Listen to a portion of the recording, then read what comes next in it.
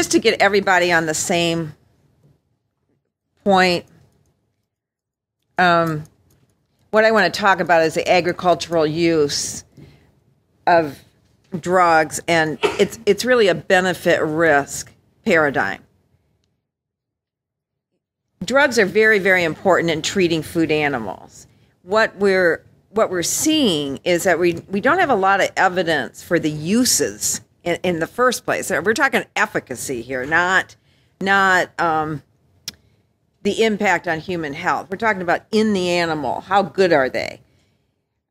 Antimicrobial drugs used to prevent or control disease in food animals, there's a whole lot less evidence that it even works. So we need further research on that. And then growth promotion, there's very little evidence that it actually works. Stuart had mentioned that earlier. If it does, we're not really sure why. It could be this kind of low-level illness in the animals. But Denmark did a natural experiment because their growth promoters were removed by their regulatory counterpart. And we saw very little evidence in Denmark of production loss. Turned out to be about 25 cents per pig. Swine is the biggest, ham, pork is the biggest production in Denmark. Where they found where discontinuing the use of antibiotics caused a problem where at certain life stages, weanling pigs, where the pig is taken away from the mother. So it's going away from suckling and eating food and so on. And there are some other stages. That was the most important. So that would lead one to believe that maybe we need those growth promoters, if you will call them, those antimicrobials just at certain life stages. So that's been a real good experiment. And now USDA, Agricultural Research Service, is supporting some research in the U.S. on that. Okay, here's the problem. Because I don't know if people really understand why are we worried about use of antimicrobials in animals. It's a two-step process, just to break it down really simple. The first step is that the drug in the animal contributes to antibiotic-resistant bacteria in humans. Animals may have their own problem with resistant infections, but that's not the public health aspect that we're worried about. That step happens because the drug creates a selection pressure for spread of the resistant bacteria in the animals first, and then those resistant bacteria are transmitted to humans predominantly, but not exclusively, through food. All right. Step two, the first one we can say, okay, that happens, but so what? Well, the second step is that those resistant bacteria that resulted from the antibiotic use in the animals results in adverse human health consequences. Doesn't mean a few more days of diarrhea. Okay, let's get that out right now, because I get that all the time, or FDA gets that all the time. It can create reservoirs of antimicrobial resistance genes, just like any other use can, including the hand washing genes, the solutions. It can cause increased numbers of infections in humans that would not have otherwise occurred. Increased frequency of treatment failures, that's probably an obvious one. Increased severity of infections, including prolonged duration. Increased hospitalization, that's very costly. Bloodstream infection, many bacterial infections are localized. Otitis media, you think of that, or pharyngitis. And when they get really serious, they're in your blood and they're systemic. And increased mortality as a result. So that's what happens. And we've got a lot of good evidence that these things occur. I'm not going to go through all this, except I got one really good example that I just cannot resist showing. Okay, this is step one. Why you treat the animal with the antibiotic, causes resistant pathogens in the animal, gets transmitted to humans through food or some other way. It's best seen, most clearly seen, that correlation, that scenario is best seen when an antibiotic is introduced in one group or another, in the humans or the animals or the environment.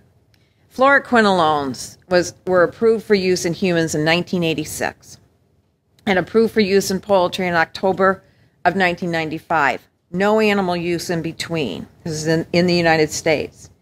There was no resistance in human isolates of Campylobacter, a particular foodborne bacteria, until 1997. Let me show you the graph. And we monitor for this. So that those little things on the slide will show you where the data came from. What happened? We approved it for use in poultry. Widespread treatment in poultry. Fluoroquinolone-resistant Campylobacter on chickens, chicken meat, infected humans, cause resistance. Those infections, Campylobacter infections, are treated with ciprofloxacin, which is a fluoroquinolone, became resistant. It was no longer, they weren't ineffective. It was more difficult to treat them. That's what happened. So we've got a lot of good evidence. Your question, though, is what can you do about it, right? And there are limits. In this case, we actually took the drug off the market, but that's a really extreme, difficult to do process. No, it's still approved for humans. Yeah, no, humans weren't the problem.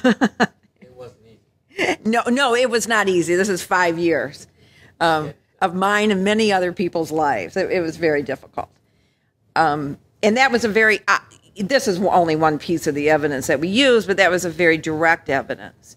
When you try to show that a particular growth promoter use in a particular species is causing a problem in humans, specifically, that's nearly impossible. It doesn't mean it doesn't happen, but that's what you're standing up against. That's what the law says, for us to actually remove it. And that's what the agricultural lobbying groups say. We can't do that. It's going to take years if we can do it. But there are other things that we can do, which really is the answer to your question. We can restrict uses. We can work with USDA. One of the things we do is try to monitor the use of antimicrobials by looking at certain tests we can do. We do have a resistance monitoring system in humans of the same bacteria from humans, from animals that are presented to slaughter at the USDA inspected facilities, and retail meat. And then we can track that back and try to minimize, stop it, mitigate it in some way. A lot of the animal producer groups, like the poultry, are starting to take things in their own hands. There's a big market for organic, raised without antibiotics, that sort of thing. What else can I say? This is all evidence. Does that answer your question? Okay. I think part of her question was whether the groups could work together, and I think that's actually the key to the answer. I think it has to work together.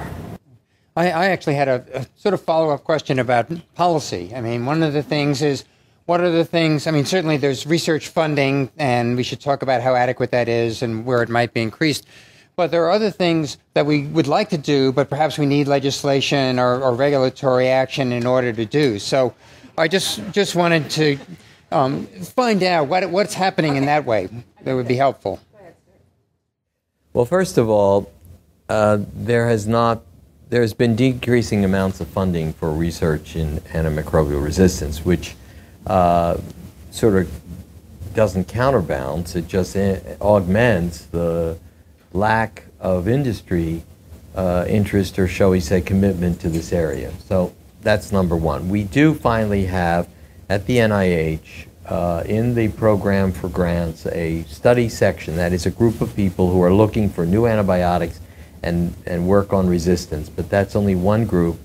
It is in advance, something we lobbied for 25 years. So I want you to know things don't move fast, as you probably know. So the fastest way to get something done, and it's not all that fast, is through Congress. If you can get, we're hearing a lot about earmarks, so I don't want to get into that. But I do want to say that there are certain things which we'd like to get done faster rather than slower. There is a bill through Congress called the STAR Act, which is actually generated by the Infectious Disease Society of America, my own Alliance for Prudent Use of Antibiotics, and other organizations, in which we've gotten numbers of legislators behind it, which would put funds directly into this issue of antibiotic resistance and encourage large and small pharmaceutical companies to get into the field. There'd be incentives, etc. This is moving slowly but surely in Congress. It's one of the few bills, or shall we say early bills, that have made it this far, although there are others in there, one including the banning of growth promotion use, and that has been held up because of lobbying from the other side. One quick aside is that in Europe, antibiotic used for growth promotion in animals is completely banned by the European Union. And they didn't need to go through all the financial and enormous time of going for a court and getting it all done. They just elected by the precautionary principle to say, this doesn't make sense, it doesn't look like it's doing what it's doing, we're going to eliminate it. And they eliminate it across the board, and as Linda said, in Denmark, Sweden, and throughout the European Union, the removal of the antibiotics didn't do anything harmful to the production. And it did improve the carriage of the reservoirs of resistance. So we're stuck with, you know, a democracy and a way of government where just to get this one drug out of chickens took 5 years, and testimony by many of us for it. And so that's one of the things one has to deal with. So you end up going to the legislators to say, you know, let's get this banned. And I can also tell you that the Pew Charitable Trust, just around the corner, have finished a big program looking into this, and they are advocating because they can lobby.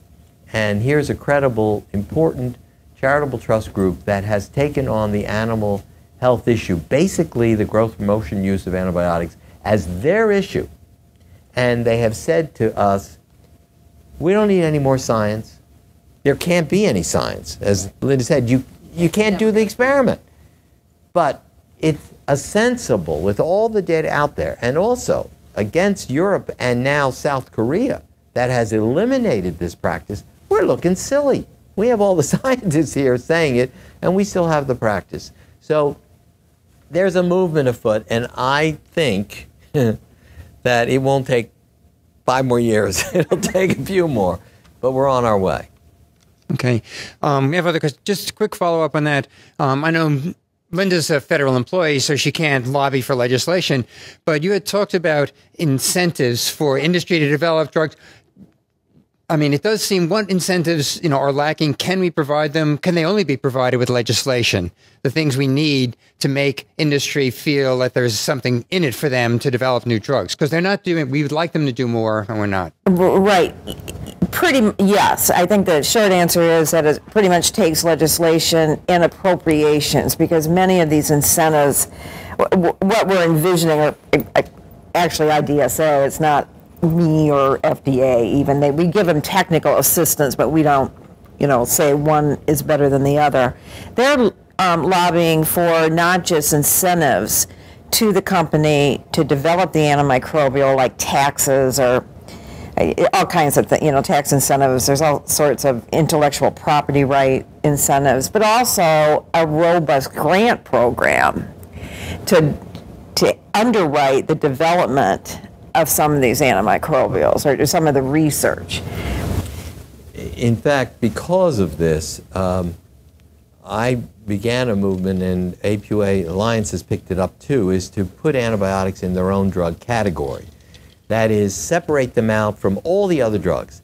Once they're separated out, now you can do lots of things on them and with them that you can't do with, which aren't going to be told you can do for the others. So you can extend their patent life, you can give tax incentives, which you can't do now. And if you were to single out the antibiotics, then you'd have all the other industries and all the other drug development areas saying, why don't you give us another 20 years? Or why don't you do this? So you have to kind of make them special and be seen. And one of the areas we didn't get to, but I can mention, is that antibiotics are unique in being societal drugs. You take an antibiotic, you might not realize it, but if you've taken it for 7 or 10 days in your house, your spouse, your kids, whoever's in the house is going to have a change in their bacteria that they're carrying. It's kind of the second-hand smoke equivalent of antibiotics. And that means that no other drug does that. I mean, you're taking your Lipitor, you're taking this one, even Viagra. I mean, no one else is suffering or getting, you follow? I mean, so you've got a drug which, because of its effect on the environment, makes you, a visitor in the household or someone sharing the house, at risk of a resistant infection. And that's been shown for staph aureus, for skin bacteria, intestinal bacteria. So that's our route. We say, make them a special class. They're societal drugs. They're not just individual drugs. Now, so that's our first step. You're talking about step 1, 2, 3. Yeah. Step 1, get them that. Now you can do step 2 and 3, which is to get tax incentives and everything else. But even that first step is so hard. But it's a step. Yes, and then here. To what extent does the withdrawal of one of these drugs lead to a reversion? And to what extent is the horse already out of the barn? And there have been experiments in intensive care units. The answer is it takes long time. It takes months to years, but it does occur. But once you've created the so-called culprit, it's there. It's a new version of that organism. And if you don't stop that antibiotic, in some cases you have to stop more than one because it's multi-resistant. All right? So you use any of the other drugs to which it's resistant, you'll still keep it in the environment. But if you can eliminate its selection in that environment, then the longer you don't use those selective antibiotics, the greater chance is that it'll be a long time before it comes back. So is there consideration of the withdrawal of older drugs for extended periods of time, long enough for them to become effective again? Yes, there is, and in fact, some have said some of these drugs haven't been used. Why don't we go back and look at them? Doxycycline, for instance, the tetracycline is now become a drug it's a generic drug for respiratory pneumococcal infections because it's not been given so much use. It's used for acne, and we think it would have done something, but it would. So, yeah, that is true, but it takes a long time. In Finland, they had a problem with a erythromycin-resistant sore throat type of bacterium strep, and it took them, it was at 20% resistance in 2 years. 2 years to get it down to less than 10%, but they saw a change. So it can. It's not that they're going to lose resistance, it's that the susceptible bacteria come back to take their place. And then back there. A follow-up question on the effort to stop the use of antibiotics for growth purposes in animals. This is a problem I know you've been pointing out for decades, I mean a very long time. And if the facts are there, if the farmers know that, chicken farmers know that it's not helping their chickens, it's got to be costing them something. Why is it that it's so hard? Is it a partisan issue? Is it an issue where the same or different pharmaceutical companies that are having trouble raising money for research want the funds that they get from selling more antibiotics?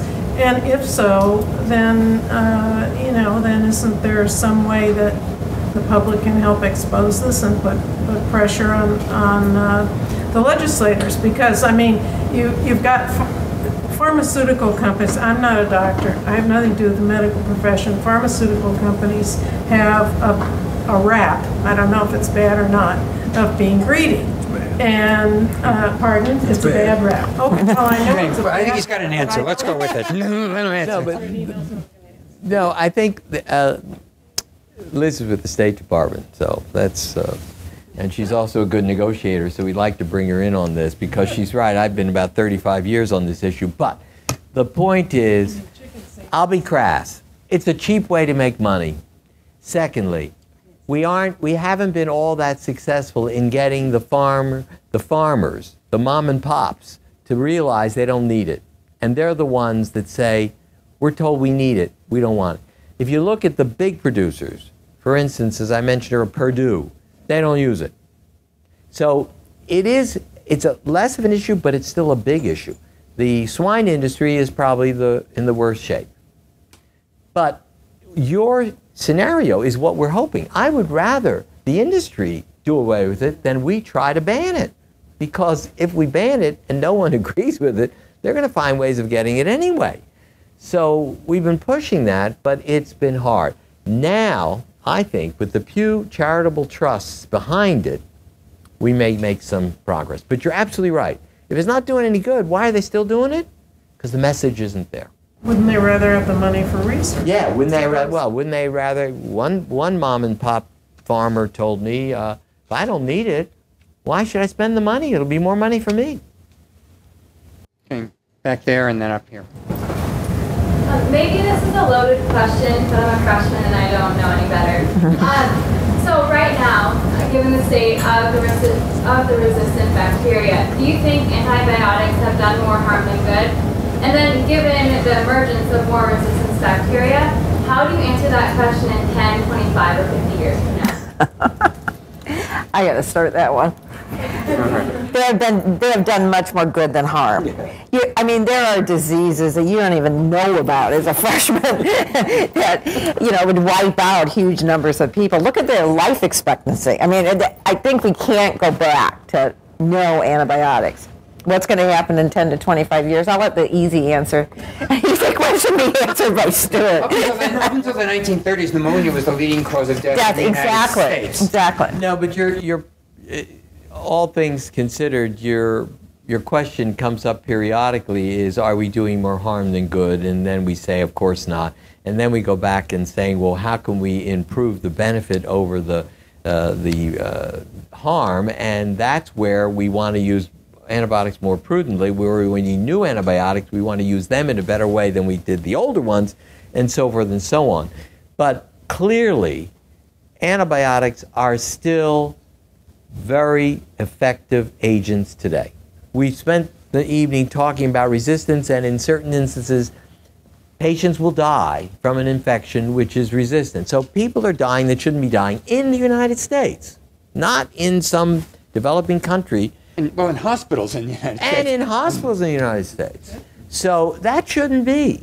So that's one. Number two, but many more people are being saved and helped by antibiotics. On the other hand, one can build a doomsday scenario where we don't do something about it now and new antibiotics are not coming on board. We will be in a situation where antibiotics will be antibiotic failure will not be unusual. It could be much more usual. And that we don't need. And we have to act some way. Incentives to companies, prudent use of antibiotics, don't misuse antibiotics and antibacterials in the household, all these things that lead to the change in the microbiology of the home and in the environment in which we live. That's what we'd like to get back to the natural environment before antibiotics, and then the disease agents, you see, would be susceptible because there'd be no reservoir of their resistance genes. We got a question up here. Yeah, my question is, given how hard it's going to be to change people's minds and behaviors and how they're using antibiotics, is it easier to target the bacteria in a different way and maybe develop therapies where you target multiple component systems maybe that can't be transmitted genetically or transferred from bacteria to bacteria? And how promising is research in that area? Well, I had mentioned earlier that one new approach is called antivirulence. That is, stop the infection. So you target the infectivity of the organism, not its growth. So now it's growing happily. Now, something we didn't get into is all the antibiotics that are taken by all of us in the animals and the plant trees, they don't dissipate into the environment and immediately go away. They're there and they're continuing to do their job out in the environment, selecting for bacteria for resistance. If you make a drug that doesn't kill and only prevents infection in your body, when it's excreted out into the environment, it's going to be totally useless. It's not going to do anything, right? It'll be destroyed, whatever. So there's a whole potential and an optimism in targeting virulence, targeting infection, rather than killing the organism. Just don't let it make the infection, cause the infection. So I think that will be one way. The other way is very difficult. That is to find a drug that has so many different targets in the cell that resistance in one target is not going to help or hurt the others. It's hard to come up with that. It's hard enough to come up with a good antibiotic these days. So I think the answer is what we said before. Try to avoid them and maybe get back to an environment and a situation where susceptibility to drugs is more commonly found than resistance. I can tell you now, if I tested the intestinal or skin flora of all of you here, you would have 30–40% resistance that you're carrying. Just don't know it. When we can be done, all of a sudden we've got a lot of questions, and I know Stuart wanted to do. No, it doesn't matter. All right. What? Since we're near the end, I'm going to ask the people that have questions to ask all the questions. We won't answer them right away, and then we'll pick and choose and come up with the answer to all questions. We have lots of questions, just one answer. So here. No second questions. This is in Chicago. One person, one question. You don't get to question many times here. You already had your question. So only first-time questioners. Here we go. This kind of ties to what you were just saying. How has being able to sequence genomes and sequence part of genomes, how does that help your search for viral factors? That's a question that has been raised now 10 years or 15 years after that was the new approach to finding a new antibacterial. We have found none. We have identified essential genes as new targets, but that's it. Now you have to find the drug. So you go and you find drugs that will inhibit that particular enzyme, that particular novel target in the bacterium. But it's toxic because it's not a drug. And so you end up going through all of this work only to find that the drug that comes out of these 100,000 million libraries is effective in stopping that enzyme from working, but isn't a drug and can't be made into a drug. Maybe we'll have something eventually, but the transformation of large pharma to looking at this, Beecham being one of them, in which they changed their whole effort to gene sequencing. And I can remember that when that happened, we are going to come up with new drugs right away. Wyeth has done the same thing. Nothing. And that's what's been a disappointment. Some people said, I could have told you so. Well, they didn't. So it hasn't come about. Okay, other people that haven't had a question yet. Let me have some hands. We've got two. All right, your two questions, and then we're done. You've been talking about how there are so many things that we need to do and what the FDA is looking at doing and just prudent use of these antimicrobials, but then obviously this is a global issue, so then how do we handle other countries and kind of the issue that happens when traveling around? And I can answer that from a regulatory point, or from a governmental point of view, and then Stuart, you can certainly answer it from the Global Alliance. Okay, that I think has been a success story. All these countries are working together to try to harmonize the regulatory requirements for approving antimicrobials, restricting them, and so on as much as we can. And also just the science of it, learning from each other, sending postdocs to the laboratories. And another thing that we've been doing is kind of a global surveillance. We know that the bacteria don't stay in one country, so we're looking at linking all the systems. The Alliance for Prudent Use of Antibiotics, which is apua.org, which I welcome you to go to, has a whole section on consumers and global and so forth. We had a number of programs where we've actually gotten pharmaceutical companies to give us their data on antibiotic resistance for different organisms in different countries of the world, and reported that about 5-6 years ago.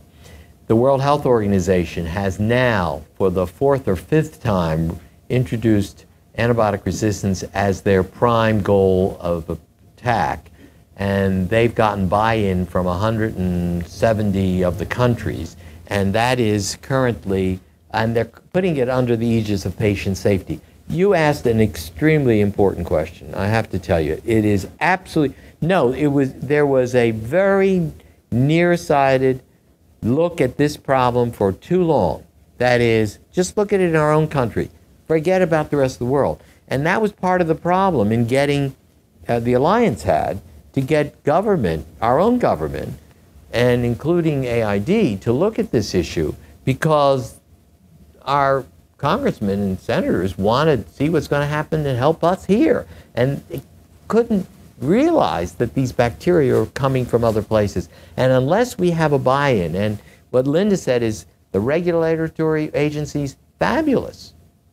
And I can say from the non-government organizations and from the scientific academic organizations, we are global, and we want global, and we need a global approach.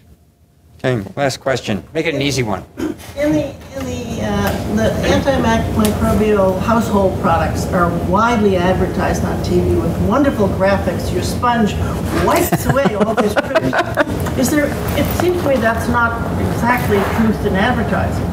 If they create, on the other hand, more resistance, couldn't we at least get legislation that would require them, as happens with other medicines? You have all the warnings that follow afterwards, so that they're read off 400 words to a minute.